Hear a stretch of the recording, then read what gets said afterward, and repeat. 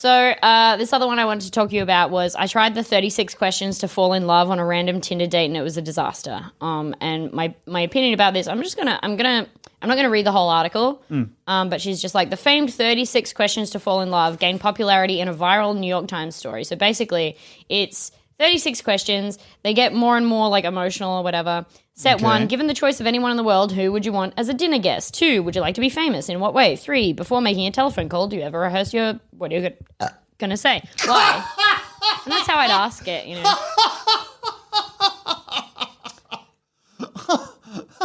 And so it's like 3 sets of questions and then like down the bottom it's like, of all the people in your family, who's sorry. Question 35. Of all the people in your family, whose death would you find most disturbing? What the fuck? Why? So that's, if we're not in love yet, this one's going to clinch it. That one's going to make you I got this and then one last Hail Mary pass at number 36. And then after that, you have to stare into each other's eyes for 4 minutes. Is that a question? No. That is after all these questions, after the 36 questions, you have to stare into each other's eyes for 4 minutes. That's so long. Yeah. But apparently that'll make you fall in love. Anyway, she tried it. She was like, I arranged a last-minute Tinder date to test out my personal theory that the 36 questions are bullshit and that people just like listening to themselves speak. I was willing to bet I could wholeheartedly go into the experiment and walk away like I do on most every Tinder date, not in love. I'm a perfect candidate for these questions because I'm dramatic AF. Oh, you sound fun. And done apologizing for it. Even funner. I've had one serious relationship. Why? And it left me saddled with enough emotional baggage to turn me off the whole thing for a few years. I feel constantly on edge that no one will ever love me, but also egotistical enough that I truly think no one is good enough for me. This is... You can't know this and say it out loud without actually... I know you're saying it out loud and you're being like, yep, that's the way I am. Yep. And to that I say, it shouldn't be. Yeah. You gotta... What you're viewing as a personality is in fact a conglomeration of flaws. Well, you're going to love the next sentence. I spend all my time trying to rush people into falling in love with me, but I do it messily enough that I can justify it as self-sabotage when they don't. Oh my God, and the next sentence is, I'm Fleabag. My name's Fleabag, by the way. My name is Fleabag. By the way, I'm looking at the screen right now. Fleabag here. Fleabag here, hello. And I'm on my way to have some anal sex. I'm Fleabag. Fucking hell. I don't know how to toe the line between conversationally self-deprecating and full-on self-loathing, so I usually wind up dating guys who shit all over me and asking for more. Oh my God. Anyways, this is all to say that I read over the questions and already primed myself to start turning on the tears at number 18. What is your most terrible memory? These questions are corny as hell. Number 18 is, what is your most terrible memory? And that would be set 2, I think. You're halfway through and... What is your worst memory? Yeah. These questions are corny as hell, I thought. But also, I hope I get to cry during this. This is an acting exercise. It is, yes, that's right. I opened up Tinder, changed my bio to do the 36 cues to fall in love with me or else. And waited. Okay. Matthew, there's an asterisk there, and I'm not going to scroll down because I know it means name has been changed for privacy. Yeah, sure. Was a lawyer in his 30s, cute in a Stanley Tucci kind of way. Ooh, Jesse's going to be so mad at that. Yeah, that's not a kind of cute he recognizes. No. And I think that probably just means bald. Stanley Tucci's cute. Yeah, I know, but handsome. What that means in this situation is it's a bald, strong guy who's like skinny. Yeah, but when I think of Stanley Tucci, I don't always just think of bald because like he's had wigs on and stuff, and he looks nice. And he's not always been bald also. So if you think of someone who's described as looking like Stanley Tucci, is the possibility of them having like any hair other than complete cue ball on your radar? Yeah.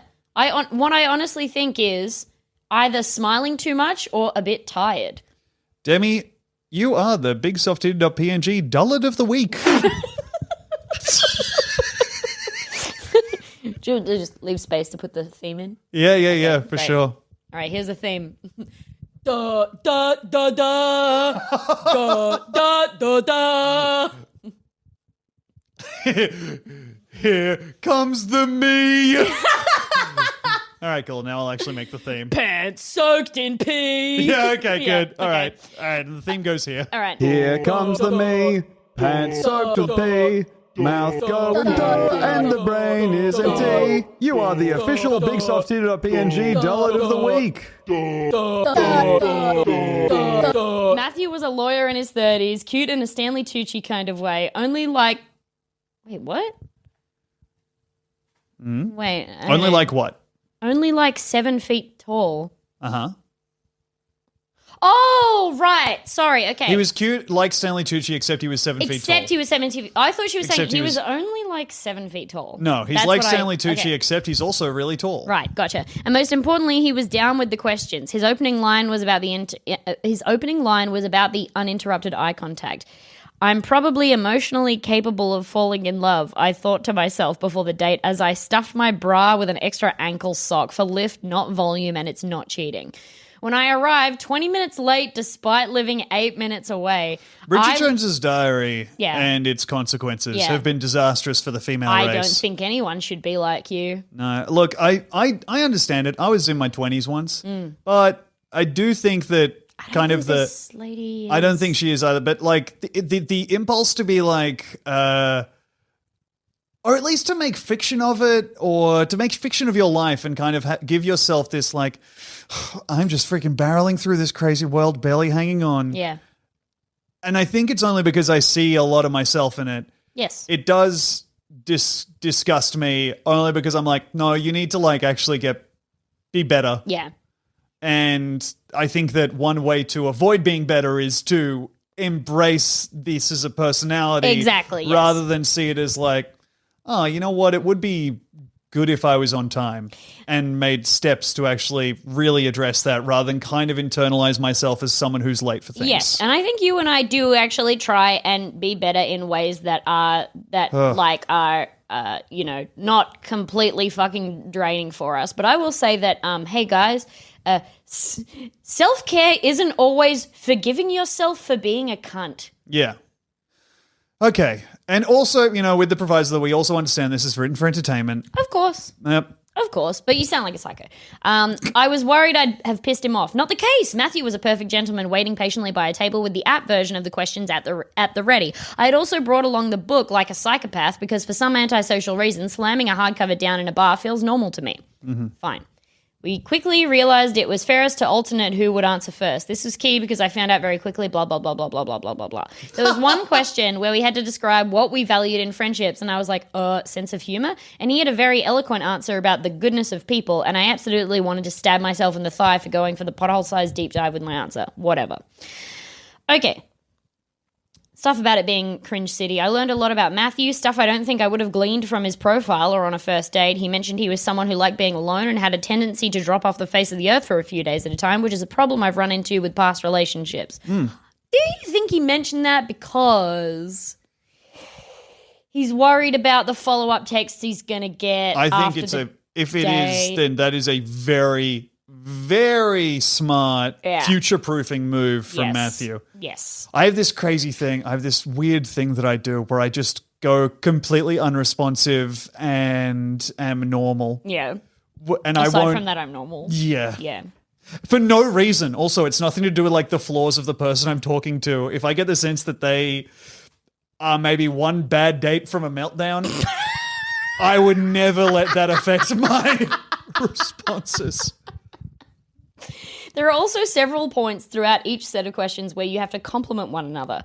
These were the questions that I had been most afraid of going into the experiment. Cringe City.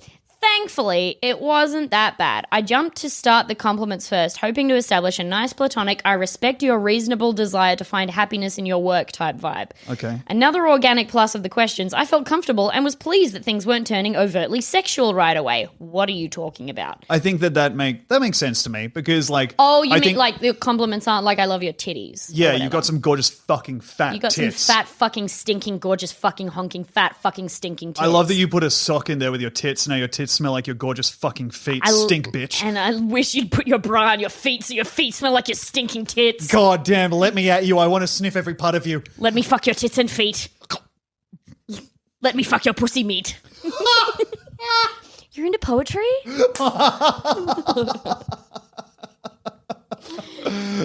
Anyway. Which is a problem I've run into with past relationships. This isn't to say I'm needy, but yeah, it's because I'm needy. Again, just embracing like an annoying, kind of, in some situations, shitty thing about yourself. As much as I love drama, the thought of knowingly signing up for a bunch of unread text messages feels exhausting even to me. You feel exhausted? Yeah. Wow. Then may I introduce you to Matthew, who's almost certainly sweating and panting from your personality at this point? Oh boy, it's been a hard day in the being around this bitch mines. Oh, for duffer. It's been a hard day at work. Soot covering his face. If you're meant to be, the questions might speed it up, but if you're just not compatible, those differences will come out sooner rather than later. I didn't see anything saying we couldn't talk during the last 4 minutes of eye contact, so I asked him about dogs while we both tried to not break. Do you like dogs? Do you like dogs?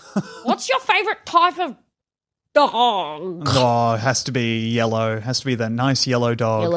Yellow dog. I think I would be, I don't know. What's your take here, Demi? Do you think that talking during the eye contact is cheating? Kind of, yeah. I do a little bit. It's definitely more insane to do it silently, but then also making unbroken eye contact. And then after all of this, to kind of go into a completely unrelated topic of dogs. Unless his like worst memory was, oh, my mum got torn apart by dogs in front of me and I watched, and then one of the dogs like brought me a scrap of her and I had to throw it so they wouldn't do it to me. So then the dog brought the scrap back. But like, unless it's that, and then she like afterwards she's like, what did the dogs look like? Like, otherwise, if that didn't happen, then she's just bringing up something completely unrelated. Yeah. And which seems like a bit of a cheat when it comes to the eye contact. Well, I think the point of the eye contact is to make you comfortable with looking at the person and not feeling awkward about the fact that you're not speaking and that you're making eye contact. So I do think it's cheating. Yeah, I feel There's like other stuff going on. You got to like fill it with the fucking eye contact. this is making me think of something that I think we've maybe brought up on the. I can't remember if we've brought this up on the podcast or if I was talking about it on stream. But something that I think about with great regularity is when we were in Edinburgh for the Edinburgh Fringe and there was an... Huh? I don't know what this is going to be. Well, it's... You love it as well. It's Okay. the person who...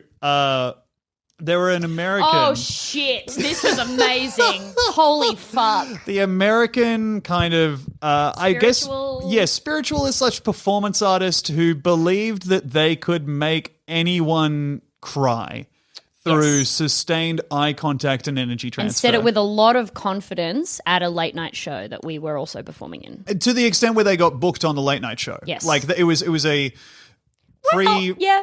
Well, it was a, it was planned. It wasn't like a spontaneous, like, I'll do this. They were like, oh, okay, great. We'll get you on the late night show and you'll do this thing, right? It's kind of almost like a magic trick. Yes. And I think what they discovered when they got someone up out of the audience to do the make eye contact until they cry thing, I think they realized that that might work better on people who go to acting workshops and clown rehearsals in Los Angeles than a man in Edinburgh. Yes. So it works on some Californians. It works on people who already have a -5 psychic defense attribute. Not the violent drunk in a cultural skirt that he wears hoping you'll say something. Yeah, I'm sorry. No, that's a guy who knows what a fullback is. Yeah. Unfortunately, your powers won't work on him. And so they just stood at the back of the stage staring into his eyes. And he stood there staring back, kind of obviously being like, and not being confrontational. Clearly, he was up for it. He wasn't blocking. Yep. He was trying to be as open as he could. Yep. But he did have, in his eyes, you could see a growing sense of, I don't think it's working. I'm sorry. I can make anyone cry when you've done it to 3 short kings before. Yeah. You know? Doing it to people who, let's be honest, were already going to cry. Yeah. The tears already halfway out the door. They got their shoes on, they got their socks on, Yep. and all you're doing is just making them know that they're welcome. Just to let you know it'd be actually good if you cried. Oh, thank God. Yeah. Oh, Yeah. it's now socially acceptable. It is like, Anyway, that's this lady too, because she was excited to cry. yeah, you're right. It is like hypnosis, except it's the kind of hypnosis where you can't actually like give in to the social contract and like awkwardly go through it. Yeah. Because crying on demand is really hard. Very difficult, yes. And so it is just this guy staring at this person. yeah. Oh, fuck. I love thinking about that. It's so fucking good. It was so good. And This person looked a lot like me too, and it made me feel weird. Yeah. God, it was so fucking funny. Considering we just sat through 2.5 hours of probing 2.5 hours for 36 my questions? God. Well, I mean, the questions are things like, what's your worst memory? Ugh. And you both got to answer. That's like 2.5 hours for me for like a first date, especially a Tinder date, which I've only been on 2 of ever in my entire life. Yeah, you last went on week. them. Yeah, okay. Yeah, okay. We all saw it. Yeah. We all saw it. I'll just slot that in right where it goes. That little that line that we were both thinking, oh, Easy old joke. well, let's put you right there. I have to say this one, or Yep. someone will comment saying, I can't believe you didn't say this. Yes, later. because it's not funny. All right, so Considering we just sat through 2.5 hours of probing questions, That's it wasn't so as hard long. as I thought, but it was still awkward AF.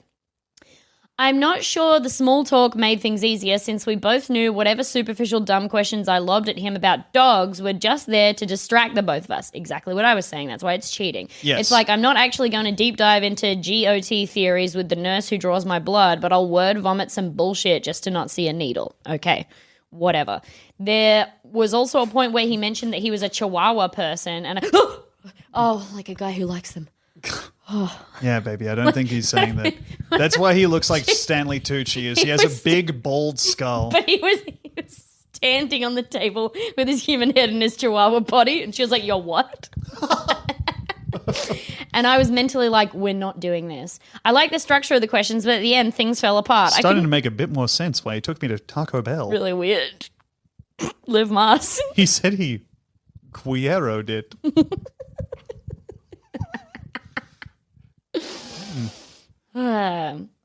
All right. I enjoyed talking, and having a script made me feel like I could relax without having to make any stupid, heavy-handed, flirty small talk. Oh, you mean like showing your personality as your real self? Cool. But at the same time, if I was so stoked on not having to flirt, wasn't that a red flag? The same sexless reason I had enjoyed doing the questions also underlined the fact that I didn't really feel a ton of physical chemistry. Okay. The worst was when Matthew said he wouldn't want to ever do the questions again with someone else. Yes. Yes. I mean, no, absolutely. Yeah.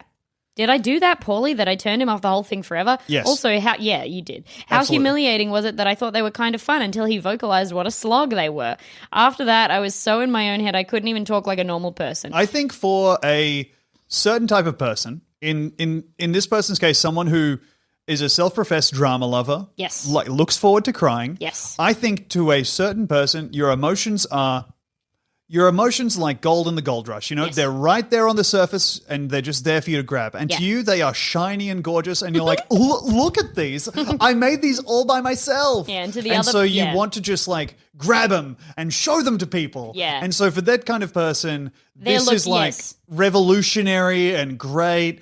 But for any kind of other person, I'd say a first date that includes me remembering the worst thing that's ever happened to me, even if I don't say it out loud, Yeah. but asking me, hey, what's the worst thing that ever happened to you, makes Yeah. shit.